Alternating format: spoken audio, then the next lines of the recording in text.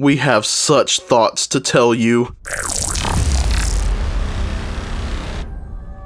Not sure who he is, but alright, today I wanted to give you a quick review of the 2022 Hellraiser. This was just released on Hulu and I checked it out the night it came out, late Thursday night, early Friday morning. I was very excited for this movie. I love Hellraiser despite only having seen the first 3 films. The first 2 I really love, they're great. The 1987 original Hellraiser is one of my favorite horror movies of all time, and I really like the sequel a lot. Sometimes I do kind of prefer it more, but I think overall I do kind of like the first one more. Then Hellraiser 3, Hell on Earth is a solid okay. It's not the best movie, but it's very fun, and its sense of fun is definitely one of the best things about it. But I've never seen any of the others. I should check out Bloodline at some point. I've heard that's pretty good. At least all things considered, it's pretty good. But then apparently everything after that, trash. I've heard some decent things about some of them here and there, but I've never watched any of the direct-to-video, direct-to-DVD ones, and to be honest, I probably won't watch any of them. Just the things I've heard about them, and I have looked into scenes and stuff here and there, they just don't really seem interesting to me. But this movie here, I was very excited whenever stuff started to come out about this. You know, the whole thing about there being a female Pinhead was interesting, and then me learning about Pinhead in the novella The Hellbound Heart, I had no idea that Pinhead was described as more androgynous. I was kind of like, okay, this version is going to be kind of going more so for that. We didn't hear anything about this movie for a long time until, honestly, quite recently. We had got some pictures of Jamie Clayton as Pinhead, and then a trailer for it came out only a few weeks before the movie was set to release on Hulu, and I liked the trailer. It showed off some cool stuff, you know, really gave me hope. I loved the tone. I loved the references you could see to some stuff here and there, and even the references that you could hear, because they were using some music that took stuff from the original Hellraiser, and I really liked what I saw. And then the buzz about it before it came out was good. I really don't pay too much attention to critical reviews, or at least they don't really hold much weight for me, but it was nice seeing that this was getting a positive look. This movie is more of a reimagining than it is a straight remake of Hellraiser. You know, like, it doesn't have the Cotton family, it doesn't have Frank or Julia or anything like that. You know, this one is more so about this recovering addict named Riley who is trying to get her brother back after he disappears thanks to her coming into possession of the puzzle box. And then crazy hijinks ensue. I'm gonna try not to give too many spoilers in this first bit. I will do a spoiler section later on in the video. I thought the story was good. It is pretty simple. You know, it's not anything super extravagant. And the thing with the main character, Riley, kind of reminded me of the Evil Dead remake from 2013 with the whole recovering addict angle. Now, the characters in the movie, I think, are pretty decent. Again, there's not a whole lot to them, but I like them for the most part. The only one I'm kind of iffy on is the character Nora. I really feel like she's just kind of there. There's this guy Roland, and I wasn't quite sure what to expect from him, especially based off of the trailer. You know, I was kind of like, he's clearly up to no good, but what's going to go on with him? And there were some surprises here and there. I thought he was a pretty neat character in this movie. Getting into the Cenobites, there is the priest, aka Pinhead. Pinhead's awesome in this movie. Jamie Clayton fucking nails it. This is definitely a different version of Pinhead, but I love the look. I really like the look of all these Cenobites in general. The whole thing where it's almost kind of like their skin is their clothes. I dig that, and it looked good on Pinhead. You know, I love the voice and the acting with it. You know, just Jamie Clayton was great. It's always going to be hard to be compared to Doug Bradley just because he's iconic as the character, and I still do prefer Doug Bradley's version, but that in no way puts down this one. This Pinhead is awesome. The Chatterer is back in this one, and he's pretty cool, and there are some other Cenobites here and there as well. I thought a lot of the effects in this movie were really good, whether it's the makeup and stuff on the Cenobites or any special effects or anything. There was nothing to me that really stuck out as looking CG, and as far as I know, a good chunk of at least the base Cenobites or makeup, I know for Pinhead it was. Yeah, nothing stuck out as like, oh, that didn't look good or something like that. I thought it all looked pretty good. The sets were cool. I really like the house that Roland has. You know, that's the big set of the movie, and it looks great. You could definitely tell that there was money put into this movie, and and we really haven't seen that in a Hellraiser movie in well over 20 years. And then I really like the score in this. The music is awesome and takes a lot of cues from the original Hellraiser score, which of course I referenced with the music in the trailer. A lot of that was really cool to hear, and I enjoyed the music in this. The kills in the movie I feel are pretty good, along with the gore. I'm not a super big fan of gore, but it comes with the territory of Hellraiser, and it certainly has its moments, but there was honestly a lot less than I was expecting. You definitely get some at the end, but it wasn't quite the splatterfest I was expecting it to be. Some people may be disappointed with that, I'm not really sure, but I feel like it does enough for me personally. As for the kills, I'm not sure I really have a favorite one. I thought they were all pretty good. Looking at this as a horror movie, I think this movie really works. It's really more of a sort of unsettling and disturbing movie than it is outright, you know, scary. And I say that with heavy quotes. Just because with some shots, the way that the Cenobites are designed and move and sound, and just some of the imagery, it's very freaky. There was just a good bit of stuff that freaked me out, especially watching this late. You know, I started it a little after midnight. You know, it didn't end until after 2 in the morning. So yeah, I thought this was a very effective horror movie. And another thing I like too is how much this movie sort of expands and adds to the lore of Hellraiser, because this does what I love with stuff where it's referential enough but still does plenty new to not feel just like a tired retread, and it has a lot of cool and new stuff that's able to make me say, oh, that's that specific Hellraiser. And I really would love to see this movie followed up on. It was a great time. I had a blast watching it. It did a lot of things right. I mean, there's really not too much that's bad or anything about this movie. I wouldn't even really say there's anything bad. My biggest issue might be, I guess, the pacing of the first bit of the movie. It's not super slow, but I do feel like there are a few scenes that drag a little bit, but it more than makes up for it as it goes. So that's going to end my non-spoiler section. So now we're gonna get into some spoilers.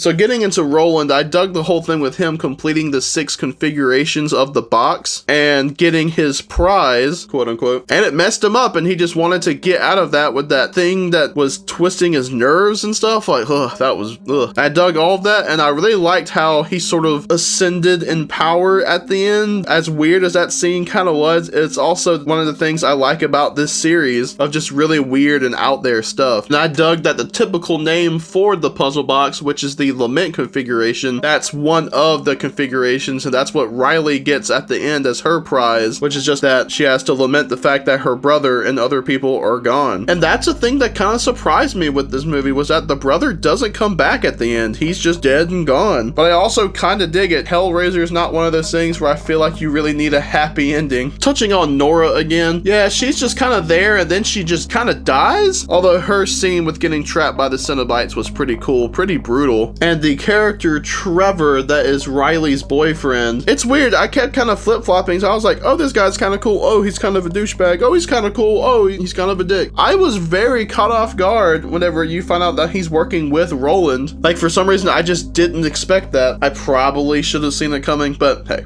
With the Cenobites, there are a few random ones that kind of pop up towards the end that I don't believe were seen before, but the main ones are obviously Pinhead, the priest, the Chatterer, the Gasp, the Weeper, and then I would say probably the Mask. But there's one that they get inside of the house where its face is like covered and it's all twitchy and stuff, and that one provided a good scare with moving really fast all of a sudden. That one was cool. I was kind of disappointed that the Chatterer died, but I also kind of dug it, especially how he was just like, yep, I'm being sacrificed for my god. Cool. There's one that it looks like it's kind of a combination, at least to me, of the female from the first 2 Hellraiser movies and Angelique from Hellraiser Bloodline whenever she gets turned into a Cenobite, except instead of having her head skin split and attached to the shoulders, it's almost like the shoulder skin was removed and attached to the head, and then the throat split open like the female with the weird wire things like coming out too. She looks super cool. I dug that one a lot. I also really like Leviathan in this. I guess it's not really a spoiler since you saw Leviathan in the trailer. That's one of the cool things that I dug from Hellraiser 2 Hellbound, and it was very neat to see that return here. That's one of those very abstract and sort of out there ideas that their god is this weird, like, just shape thing hovering in the sky. And it was really cool where when he arrived, you could see the labyrinth of hell, like from Hellraiser 2. There's a good bit of Hellraiser 2 in this. Like, I really feel like Roland was kind of a different version of Dr. Chenard, with maybe a little bit of Frank mixed in as well. Or at least that's kind of how I saw him, at least. And yeah, that'll do it for my spoiler section. I guess I didn't have too much to put in here, but